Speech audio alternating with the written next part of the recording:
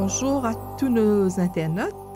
Je suis Françoise et pour ces quelques semaines à venir, mon point invite de voyager avec moi, visite 5 différents endroits dans 3 continents.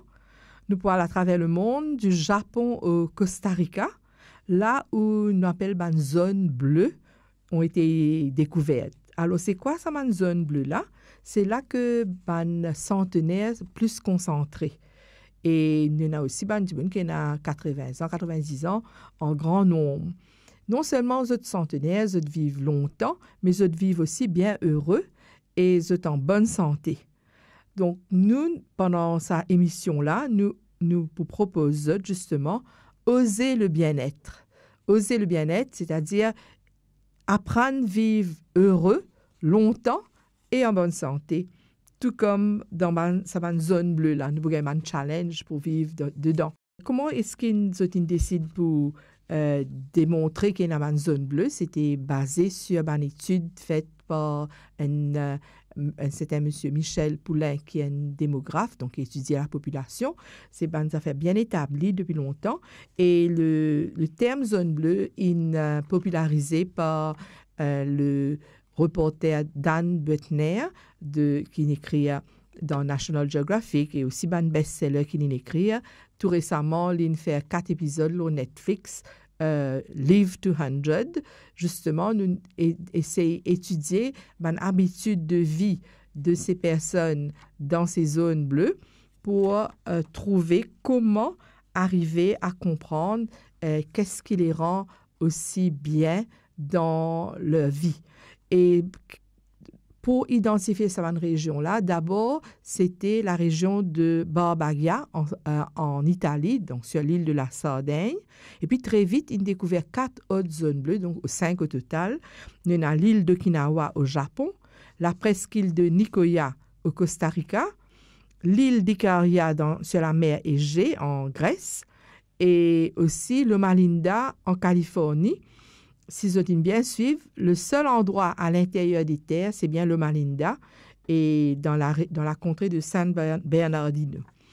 Et à travers une recherche qu'il fait sur les centenaires et leur habitude de vie, il a bien établi que notre espérance de vie, notre qualité de vie, c'est dicté à 20% seulement par nos gènes.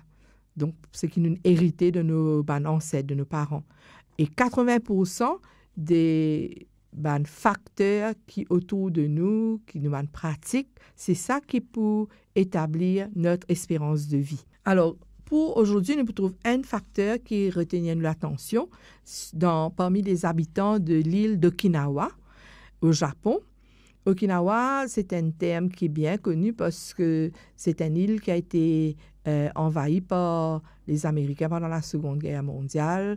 Ils ont été bombardés et malgré tout, ils ont pu vivre bien parce que les Américains leur ont donné de quoi vivre pendant la guerre. Mais quand même, c'était un moment pénible. Mais ce qui nous retrouvait parmi les centenaires là-bas, leur attitude, c'est que malgré les difficultés du passé, vous surmontent tout cela, vous continuez à apprécier les joies du moment présent. Et vous avez un terme pour ça, vous appelez ça Ikigai. Ikigai qui veut dire life worth, donc la valeur qu'ils ont donnée à la vie, le bien-être, le sens d'une vie bien menée. Et c'est pourquoi le premier challenge qu'il nous proposait aujourd'hui pour notre vie qui nous les prendre en main, c'est réalise nous-mêmes notre ikigai, c'est-à-dire quel est le but que nous donnons dans notre vie. Reconnaître qu'il nous a une mission à accomplir, disons. Donc, nous sommes capables d'écrire ce que nous appelons une déclaration de mission. En anglais, on appelle ça mission statement. Qu'est-ce qui fait me lever le matin? Qui fait me envie vivre la vie bien? Et retrouver dans mon routine même quelque chose de bien intéressant. Par exemple, moi, je suis content avant mon travail qui part, toute la poussière bien sortie dans la case, bien nettoyée, parce que sinon, je peux toujours penser autre chose. Donc, restez bien focus, comme on dit. Et ça me rappelle donc Dans Alcoolique Anonyme, par exemple, dans les 12 étapes, je dis quand je voulais trouver un focus, un but dans la vie, c'est d'abord reconnaître une puissance divine pour définir ce but dans la vie, pour savoir surmonter ce alcoolisme, par exemple. Et deuxième chose qu'il nous est capable de faire, c'est trouver dans les habitudes positives, dans les routines, la pratique de tous les jours, comme j'avais dit, là, mettre de l'ordre autour de soi avant. Et ça va nous aider dans notre ikigai, dans notre but ultime de notre vie. Et j'aimerais qu'on termine avec cette pensée. Voilà la pensée que je me rappelle à moi-même, la raison pour laquelle j'aurai de l'espérance. C'est la Bible qui nous le dit. Non, les bontés de l'Éternel ne sont pas à leur terme, ses tendresses ne sont pas épuisées.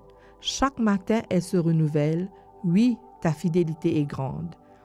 Que cette parole-là puisse permettre nous, dirige nous bonne énergie à développer ce sens de la vie, cet idéal porteur pour développer en nous un élan de vie dans tout ce que nous faisons. À bientôt!